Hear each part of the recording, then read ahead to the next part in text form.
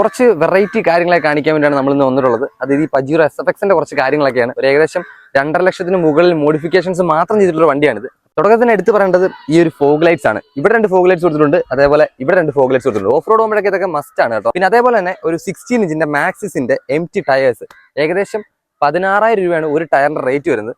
അന്ന് 2010 വാഹനം ഇറങ്ങിയപ്പോൾ ഉള്ള സീറ്റ്സ്, ലെതർ സീറ്റ്സ് ഒക്കെയാണ് ഇവരിപ്പോഴും മെയിൻറ്റെയിൻ ചെയ്തിരിക്കുന്നത്. പയനിയറിന്റെ തന്നെ ഒറിജിനൽ ഏകദേശം 40,000 രൂപയ്ക്ക് മുകളിൽ റേറ്റ് വരുന്ന ഹെഡ് യൂണിറ്റ് ആണ് കേട്ടോ കൊടുത്തിരിക്കുന്നത്.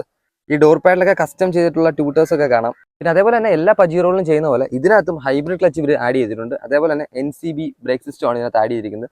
ഇനി ഇതിന്റെ റിയറിൽ കൊടുത്തിട്ടുള്ള സബിന്റെ ഒക്കെ കണക്ഷൻസ്, ആംബിന്റെ കണക്ഷൻസ്, അതൊക്കെ കാണേണ്ട സാധനത്തിനാണ് കേട്ടോ. ഒരു വണ്ടിയിലും ഇതേവരെ ഞാൻ ആ സാധനങ്ങളൊന്നും കണ്ടിട്ടില്ല, അത്ര വൃത്തിയായിട്ട് ചെയ്തേക്കുന്നത് കണ്ടിട്ടില്ല. അതായത് ഇതിന്റെ ഈ ഒരു അറേഞ്ച്മെന്റ്സ് ഉണ്ടോ, ഈ മ്യൂസിക് സിസ്റ്റത്തിന്റെ ഈ ആംബും കാര്യങ്ങളൊക്കെ വെച്ചേക്കുന്ന ഒരു വൃത്തിയുള്ള ഫീലാണ് ഈ സാധനങ്ങളെല്ലാം അറേഞ്ച് ചെയ്തിരിക്കുന്നത്.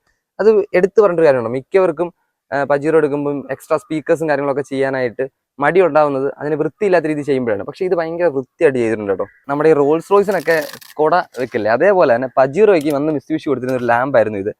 ഇതിന്റെ യൂസ് എന്താണെന്ന് വെച്ച് കഴിഞ്ഞാൽ നമ്മുടെ വണ്ടി ടയറൊക്കെ പഞ്ചറാവുന്ന സമയത്ത്, ഓഫ് റോഡ് പോകുന്ന സമയത്തൊക്കെ ഈ ഒരു ലാമ്പിന്റെ യൂസ് ഭയങ്കരമായിരിക്കും. ഇത് മാഗ്നറ്റിക് ആണ്, നമുക്കിത് എവിടെ വേണമെങ്കിലും ജസ്റ്റ് ഇങ്ങനെ വെച്ച് കഴിഞ്ഞാൽ അവിടെ ഇരുന്നോളും.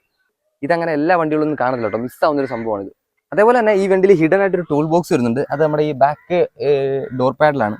ജസ്റ്റ് ഇതൊന്ന് ഓപ്പൺ ചെയ്യുമ്പോഴത്തേക്ക് ഒരു ഫുൾ സെറ്റ് ആയിട്ടുള്ള ടൂൾ ബോക്സ്, അതിനകത്തും ഇവരൊരു ടോർച്ച് കൊടുത്തിട്ടുണ്ട് കേട്ടോ.